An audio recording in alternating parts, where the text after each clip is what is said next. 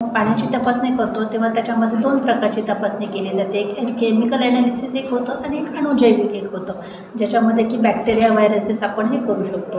आणि दुसरी जी असते ती केमिकल असते की त्याच्यामध्ये क्लोराईड्सचं प्रमाण किंवा इतर क्षारांचं प्रमाण किती आहे।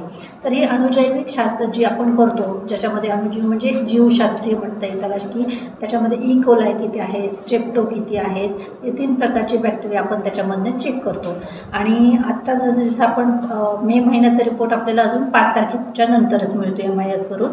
तर एप्रिल महिन्याचं जे रिपोर्टिंग आपल्याकडे अवेलेबल आहे, तर टोटल आपल्याला 44 PSCंपैकी आपल्याकडे 1102 पाणी नमुने आपण तपासणीसाठी पाठवले होते आणि त्यापैकी आपल्याकडे 234 पाणी नमुने दूषित आढळले आहेत, म्हणजे पिण्याच्या पाण्यास योग्य नाही आहेत ते।